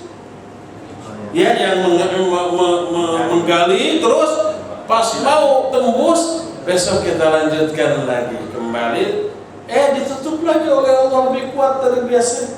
Gali lagi, pas mau nembus keburu malam, balik lagi, ditutup lagi oleh Allah. Begitu terus sampai sekarang. Pada saat ketika mereka akan dikeluarkan oleh Allah, pemimpinnya berkata, besok kita lanjutkan insyaallah. Dan Allah tidak menutup itu. Besoknya tembus. Hebatnya insyaallah begitu ya. Jadi katakanlah insyaallah untuk sesuatu yang walaupun kita meyakini pastilah besok ini akan terjadi, akan bisa kita lakukan secara gampang, jangan lupakan insyaallah ya. Tapi harus proporsional. Jangan salah penerapan. Imam Ibnu Jauzi menceritakan ada seseorang punya uang mau beli himar atau keledai ke pasar gitu ya. Dia dengan senang riang pergi ke pasar. Di tengah jalan ada kawannya, mau kemana? Mau ke pasar, mau membeli keledai. Katakan olehmu insyaallah. Oh enggak, saya sudah ada uang di saku, keledai ada di pasar, dan ini pasti. Ngapain insyaallah? Dia tidak mengatakan insyaallah. Ya, sampai di pasar, dipilih, ini berapa? Harganya sekian, deal. Pas mau dibayar uangnya nggak ada, hilang. Nggak jadi beli. Teringatlah dia dengan ucapan kawan. Kenapa tidak mengatakan insyaallah? Sejak saat itu dia selalu berjanji akan mengatakan la insyaallah. Dengan sedih dia pulang, ketemulah dengan kawannya tadi. Mana keledaimu? Katanya beli kedai. Insyaallah tidak jadi. Duh, kenapa tidak jadi? Insyaallah uangnya hilang. Salah penerapannya. Insyaallah itu untuk sesuatu yang akan datang, bukan yang sudah terjadi. Wassallallahu ala nabiyina Muhammadin wa ala alihi wasallam. Silakan. Baik. Jadi ada satu pertanyaan cukup panjang. Sudah di sesi yang pertama tadi, cuman mungkin agak lari dari topik sedikit aja. Yang bertanya ini mengatakan beliau belum lama mengenal sunnah, kemudian ketika harus pulang mudik atau segala macam gitu, ada acara keluarga, kemudian karena keluarganya banyak yang belum mengenal sunnah, maka misalkan yang dikatakan belum mengenal sunnah, misalkan belum menutup aurat, kemudian biasa jabat tangan dengan yang lebih tua pada bulan mahramnya, beliau minta nasihatnya bagaimana sikap kami sebaiknya, begitu pertanyaannya. Apakah dalam acara seperti itu dia tidak perlu datang sama sekali atau memutuskan saudara? Iya, barakallahu fiik. Ini sebenarnya jawaban dari pertanyaan ini si penanya sudah tahu. Yang dia butuhkan support. Intinya tidak boleh kita bertoleransi kepada penyimpangan. Sama dengan besar saya kerja di bank, saya tahu ini haram, tapi cari kerja lagi susah. Kalau saya keluar, anak saya, istri saya makan apa yang harus saya lakukan, kan gitu ya. Ada beberapa kemungkinan keinginan orang itu. Mungkin pertama, mudah-mudahan Ustaz jawaban bolehlah sebentar, gitu kan. Dan itu mendesak Ustaz untuk merubah hukum, dan Ustaz tidak berwenang untuk itu ya. Sama dengan itu. Jadi ketika di rumah dia tidak menutup aurat, bergaul secara bebas, jangankan salaman, bahkan cipika-cipiki dengan yang bukan mahram. Pergi dari kampung keluar kota, keluar pulau, keluar negeri, dapat hidayah ngaji, akhirnya menutup aurat, akhirnya menjaga sikap, menjaga pergaulan. Pas pulang lagi ke kampung kan sudah berubah, mulai ada perang batin. Apakah harus toleran? Ya biasa melanjutkan cipika-cipiki lagi, dibuka lagi auratnya, karena khawatir dituduh macam-macam. Takut dituduh ISIS, takut dituduh teroris, takut baru datang dari Sarinah, dan seterusnya gitu ya. Ketakutan-ketakutan yang hanya dikarang-karang, dibuat-buat dan diduga-duga ya. Nah, bagi orang yang seperti itu, pertama begini, bahwa berpegang teguh kepada kebenaran terhadap Quran Sunnah pasti melahirkan resiko yang harus dipikul. Resikonya diasingkan, dianggap aneh, dan ini pernah diungkapkan oleh Nabi SAW, Innal Islam bada'a ghariban wa sayaudu ghariban kama bada'a fatuba lil ghuraba. Islam itu awalnya dianggap aneh, dianggap asing, dan kelak di akhir zaman akan kembali dianggap aneh seperti awalnya. Berbahagialah orang-orang yang dianggap asing, dianggap aneh. Siapa mereka? Dalam satu hadis, alladzina yuhyuna ma amatan nasu min sunnati, orang-orang yang kembali menghidupkan sunnah kami yang dimatikan oleh manusia. Dalam riwayat alladzina yuslihuna ma afsadan nasu min sunnati, orang-orang yang memperbaiki kembali sunnah-sunnah kami yang sudah dirusak oleh manusia. Ini hadis mengisyaratkan orang yang berpegang teguh kepada sunnah pasti akan diasingkan, dan Nabi SAW memberikan apresiasi. Kata beliau, berbahagialah orang yang seperti itu. Bukan bersedih, bukan mundur lagi, bukan larut lagi, tetap istiqomah, dan dia akan meraih kebahagiaan yang sebenarnya. Itu yang pertama, ya. Itu konsekuensi dari perubahan ke arah yang lebih baik. Pasti ada benturan dengan orang yang tetap berada di atas kebatilan. Al-haq dan al-batil adalah dua hal yang pasti apabila bertemu saling berbenturan. Kedua, kekhawatiran kita bukan hanya diasingkan, tapi dituduh merusak hubungan kekerabatan. Tadinya umpamanya bukan hanya salaman tapi cipika-cipiki, sekarang salaman aja nggak mau. Ini memutuskan silaturahmi. Tadinya suka ngariung laki perempuan, apalagi dalam acara-acara yang menyimpang dari syariat. Tiba-tiba ini tidak mau. Wah, ini nggak kompak. Ini memisahkan diri dari kerukunan keluarga atau persaudaraan atau yang sejenisnya. Kan itu yang dikhawatirkan, ya. Bagaimana antisipasi kita? Pertama, tetap wajib kita menunjukkan kasih sayang dan perhatian kita kepada kerabat, tapi dalam bentuk yang dibolehkan secara syar'i. Kita tetap pasang wajah yang ramah, tetap kita ngobrol yang enak. Tidak ada seolah-olah tidak ada gap, tidak ada hijab, tidak ada hambatan psikologis dengan perubahan kita kepada mereka. Tetap akrab, gimana kabarnya dan seterusnya. Ya, kalau kita ada rezeki, keluarkan sebagian, bagi-bagi kepada kerabat yang fakir, yang miskin. Kalau ada yang sakit di kalangan mereka, kitalah yang pertama kali memberikan bantuan dan perhatian. Jadi secara sosial kita baik kepada mereka. Kemudian pertama itu tetap, ya. Kedua, tunjukkan bahwa kita orang yang loyal terhadap syariat. Begitu adzan berkumandang kita sudah ada di masjid, ya. Begitu umpamanya sebelum dan setelah sholat kita ambil mushaf Al-Quran kemudian dibaca. Dalam obrolan ada dakwah yang diselipkan. Masukkan ayat, masukkan hadis, masukkan perkataan sahabat dan ulama. Orang lihat perubahan kita ini, orang jadi loyal terhadap agamanya. Maka pasti seluruh sikapnya karena loyalitas terhadap agamanya, bukan karena kebejatan akhlak. Mau menuduh kita pelit? Enggak, kita sosial. Ketika dimintai sumbangan untuk modal, maaf saya tidak. Cukup begitu, mereka ngerti. Nggak akan dasar pelit, enggak. Karena selama ini kita dermawan, memberikan bantuan, ya. Dikatakan tidak sosial, kita selama ini sosial. Tetangga yang sakit kita kunjungi, kita kasih amplop, kita kasih makanan, kita antar ke dokter.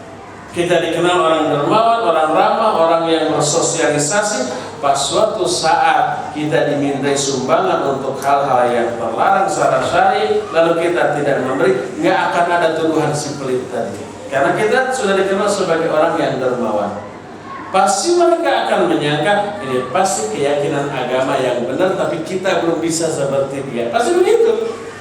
Akhirnya apa yang terjadi? Pas ada Agustusan, pas ada Muludan, pas ada acara-acara yang begitu, RT RW itu menyebarkan sumbangan, rumah kita dilewat. Pasti karena apa? Karena pasti dia akan ngasih, dan nggak ngasihnya bukan karena pelit, karena terbukti selama ini kita ada jalan di aspal, kebetulan kita punya uang riba. Ini 10 juta, wah 10 juta ada kamu. Ada umpamanya kerja bakti membuat gorong-gorong karena banjir dan seterusnya, kita ambil cangkul, kita ambil linggis, kita juga bapak-bapak, ibu-ibu, ini minumnya saya sediakan, ini bala-balanya kita sediakan.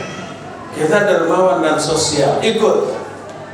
Maka ketika kita tidak memberi sumbangan kepada acara yang menyimpang, mereka tidak akan menuduh macam-macam. Lama-lama banyak yang mengikuti kita, ya. Walaupun mungkin motivasinya karena benar-benar pelit. Enggak, saya nggak memberikan sumbangan. Tuh, si itu juga yang baik, yang sosial, yang nyumbang. Mungkin beda motivasi, tapi minimal itu nanti tersosialisasi. Akhirnya lama-lama banyak orang yang kayak begitu, si RT RW juga nggak berani mengedarkan sumbangan lagi. Itu yang insya Allah akan terjadi. Jadi dua hal yang tidak boleh kita abaikan. Pertama, tunjukkan bahwa kita orang yang loyal terhadap syariat. Yang kedua, tunjukkan kemuliaan akhlak dalam hal bersosialisasi. Tapi kalau perubahan kita tidak disertai dengan dua hal itu, malah jaga jaraknya, nggak senyum, ya, nggak bersosialisasi gitu ya. Ketika halaman kotor kita tetap saja di luar. Padahal kalau kita nyapu gitu kelihatan penampilan kita tidak menghalangi kita untuk bersosialisasi. Ini yang jarang senyum, yang jarang bersosialisasi. Ada kerjasama, kita berangkat ngaji gitu ya. Ada kerja bakti, kita berangkat ngaji, nggak ikut kerja bakti ya. Berpapasan dengan tetangga, salam pun tidak. Ya sudah, penampilan mengerikan, sikapnya kayak gitu, pantas kalau disebut teroris. Jadi sekali lagi, ditutuplah penampilan kita yang seram dengan kemuliaan akhlak, dengan bersosialisasi, dengan keramah tamahan, maka insya Allah image masyarakat akan berubah terhadap kita. Allah. Ada pertanyaan berikutnya. Tadi Ustaz menjelaskan mengenai bidadari yang memarahi istri yang oleh suaminya. Ini pertanyaan dari rumah, gimana kalau kebalikannya? Itu pertanyaan kelanjutannya. Saya gabungkan dengan pertanyaan lainnya. Tadi kan si suami kan bisa menarik yang atas nenek moyangnya, bapak ibunya, dan anak-anaknya. Kalau di samping bisa nggak dia menarik istrinya? Atau sebaliknya, istrinya yang solehah, bisakah menarik suaminya yang untuk di surga tadi? Iya. Ya, barakallahu fiikum ummahat yang bertanya dua pertanyaan tadi. Bagaimana kalau istrinya dimarahi oleh suaminya? Ya sabar. Kalau dimarahinya itu, coba introspeksi, kenapa suaminya marah? Kalau suami marah karena kesalahan istri, cepat minta maaf. Akui kesalahan, jangan ngeyel, ya. Ya Pak, saya salah, mohon maaf, insyaallah nggak akan terulang lagi. Sikap istri yang pasrah seperti itu, insyaallah meluluhkan kemarahan suami. Suami yang tadinya mau marah besar, melihat istrinya pasrah, ya saya salah, mohon maaf, sambil apalagi sambil mengeluh, sambil nangis gitu ya. Maafkan saya akan marah. Nggak jadi marahnya. Yang tadinya mau mukul diusap-usap, ya sudah, kamu kan manusia.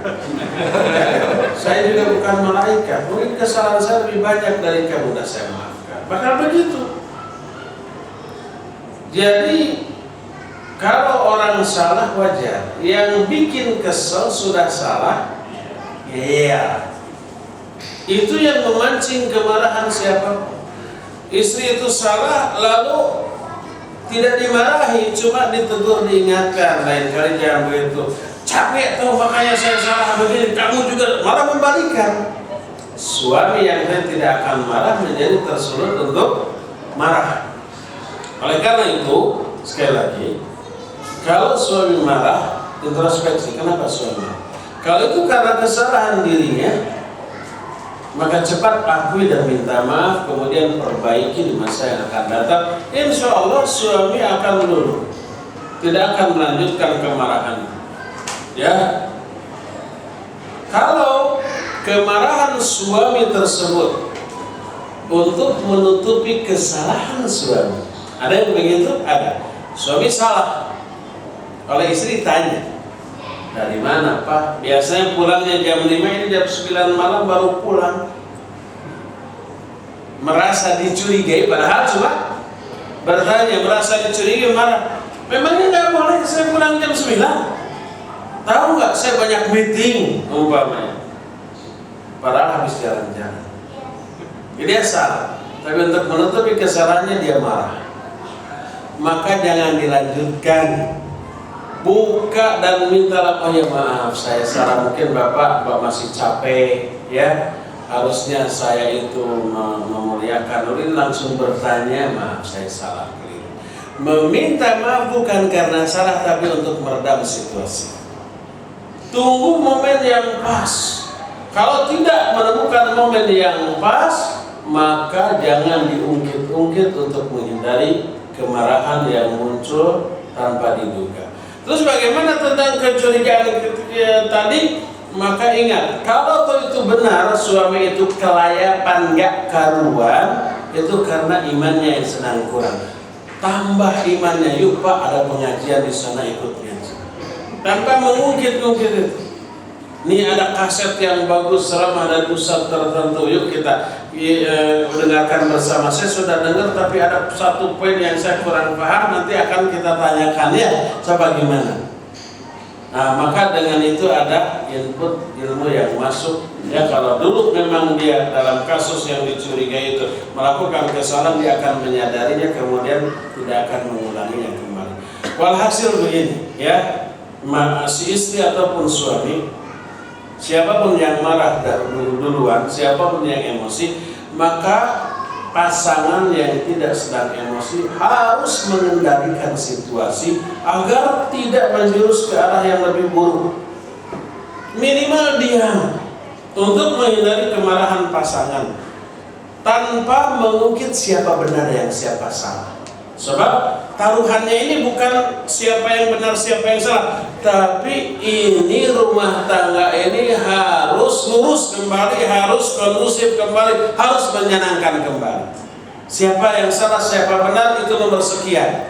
Tapi kalau masing-masing ingin pertahankan siapa yang salah siapa yang benar, nanti berantem dan rumah tangga ini bisa berantakan. Yang kasihan anak-anak, yang kasihan orang tua kita. Kita berantem, orang tua kita nangis. Kita berantem, anak-anak kita nangis. Kita berantem, saudara-saudara kita sedih. Itu efeknya kepada yang lebih luas. Jadi yang pertama, siapapun yang bersalah ya, jangan dulu diperhitungkan, tapi bagaimana agar situasi seperti tidak mengarah ke arah yang lebih buruk, tapi akan terkurangi menjadi tenang kembali. Siapapun yang salah kita minta maaf. Sudah saya salah, minta maaf. Tidak apa-apa, jangan lupakan apa-apa. Sudah, redakan dahulu ya.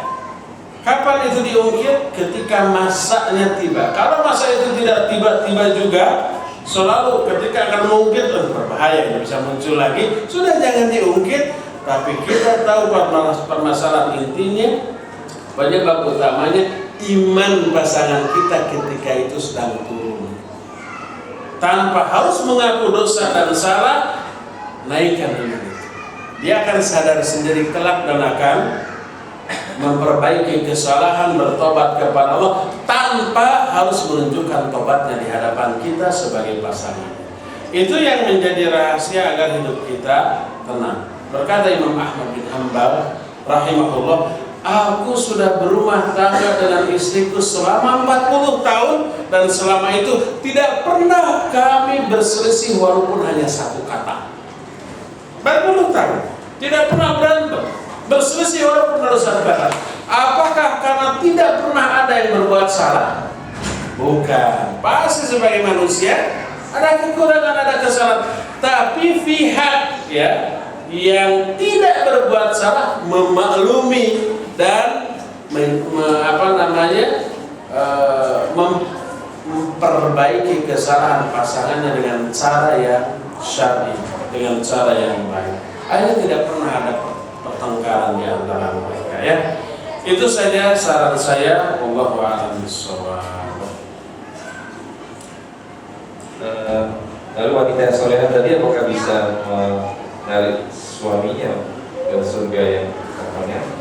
Iya.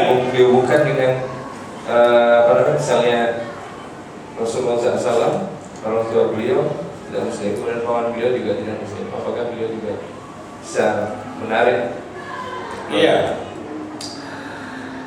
Tentu saja siapapun dia, suami, istri, anak atau orang tua, dia bisa menarik ke atas, ke bawah, ke pinggir untuk masuk surga bersama-sama selama seluruhnya masih ada dalam koridor keislaman. Ketika ada saudara, orang tua, anak atau pasangan yang kafir, tidak bisa diselamatkan dengan cara apapun. Termasuk Nabi SAW, orang tuanya dua-duanya musyrik, tidak bisa diselamatkan. Pamannya mati dalam keadaan musyrik, tidak bisa diselamatkan. Nabi Ibrahim, ayahnya seorang pembuat patung dan dalam keadaan musyrik, tidak bisa diselamatkan. Nabi Nuh, Nabi Lut, istrinya sendiri kafir, anaknya ada yang kafir juga, tidak bisa diselamatkan. Istrinya Fir'aun, suaminya kafir, tidak bisa diselamatkan. Jadi kalau saudara atau orang terdekat tersebut di luar koridor dari Islam, maka itu tidak bisa diselamatkan sekalipun orang tua, anak, paman, saudara, apalagi sahabat dekat biasa ya. Adapun kalau dia muslim, baik itu pasangan, suami atau istri, anak, orang tua, maka insya Allah itu bisa diselamatkan baik ke arah atas, orang tua, kakek, nenek dan seterusnya, ataupun ke bawah, anak dan cucu, ataupun ke samping seperti istri atau suami, maka insya Allah bisa ditarik, dikatrol oleh seorang karena kesolehan. Baik, bisa langsung. Ini sebenarnya ada 5 pertanyaan lagi, tapi mohon maaf mungkin karena waktu yang cukup terbatas, saya bacakan, saya ambil satu tas pertanyaan yang saya anggap terakhir aja, jadi yang 4 mungkin. Kalau pertanyaannya, sebenarnya saya nggak terbaca, dan mohon maaf. Jadi satu mungkin keluar dari topik, tapi mungkin sangat bermanfaat pertanyaannya. Dari seseorang ini, bila seseorang telah berzina dengan orang muslim, apakah dia akan termasuk murtad? Kemudian apakah ada cara bertobat yang khusus untuk orang yang berbuat zina? Apakah diterima tobatnya? Iya, barakallahu fiik. Iya, berzina baik dengan sesama muslim ataupun dengan non-muslim, dua-duanya tetap buruk. Dua-duanya termasuk dosa besar. Dua-duanya termasuk perbuatan yang sangat keji. Apakah murtad? Tentu saja tidak. Walaupun umpamanya dia berzinanya dengan seorang yang musyrik atau orang kafir, dia tetap muslim selama tidak menghalalkan perbuatan zina. Adapun kalau menganggap halal terhadap zina, dia kafir walaupun dia tidak berzina. Menurut saya sih zina itu asal suka sama suka, boleh saja, kan nggak ada yang dirugikan. Terus kenapa kamu nggak zina? Takut AIDS. Dia tidak zina, tapi berprinsip, berkeyakinan zina itu halal, dia kafir, dia keluar dari Islam. Ya, adapun orang yang meyakini haramnya zina, tapi dia terjerumus dalam perbuatan yang dia yakini keharamannya, dia tetap muslim, tapi muslim yang berdosa besar. Apakah yang harus dia lakukan? Pertama, kalau pemerintah di mana dia hidup adalah pemerintah Islam yang memberlakukan hukum rajam seperti di mana? Di Saudi umpamanya. Ada 2 kemungkinan sebagai jawaban, dan ini dikemukakan oleh Syekh Al-Utsaimin rahimahullah. Kemungkinan pertama, dia wajib menyembunyikan dan merahasiakan dosa zina. Hanya dia, pasangannya, dan Allah yang tahu. Jangan bilang ke siapapun, termasuk orang terdekat, sahabatnya, orang tuanya, adiknya, kakaknya, atau kalau dia sudah menikah, waliyadzubillah, dia tidak boleh berkata kepada pasangan, kepada istrinya, kepada suami. Itu rahasia antara dia dengan Allah SWT. Ini yang pertama. Kedua, kalau dia yakin bisa tobat, bisa berhenti dari perbuatan zinahnya, hendaklah dia tobat sendiri saja dengan memenuhi syarat tobat. Dia menyesal, dia berhenti, dan dia bertekad tidak kembali. Dia perbaiki hubungan dengan Allah Azza wa Jalla, tingkatkan ibadah, jauhi dosa-dosa yang lain, banyak infak, banyak sedekah, banyak istighfar, insya Allah dengan itu terampuni dan tidak perlu untuk datang ke hakim untuk dirajam sekalipun hukum rajam diberlakukan. Ini opsi pertama. Ini kemukakan masyaallah saya. Kedua, kalau dia khawatir, kalau tidak dihukum rajam, dia tahu kapasitas imannya dan tahu lingkungannya itu sangat besar godaannya, khawatir terjerumus kembali kepada perzinahan, hendaklah dia datang ke hakim, mengakui perzinahannya, kemudian minta dihukum rajam. Hukum rajam yang dialaminya menghapus seluruh dosa zinahnya dan terhapuslah semuanya, dan Allah akan masukkan dia ke dalam surga. Ini kalau dia berada dalam pemerintahan yang memperlakukan hukum rajam. Sekarang bagaimana kalau orang itu hidup di negeri yang tidak memperlakukan hukum rajam seperti Indonesia dan juga mungkin Malaysia ya? Kalau umpamanya ada orang zina lalu tobat datang ke polisi, tolong rajam saya, dirajam nggak sama polisi? Enggak. Kata polisi, ya udah, ngapain lagi? Asal suka tenang suka ya.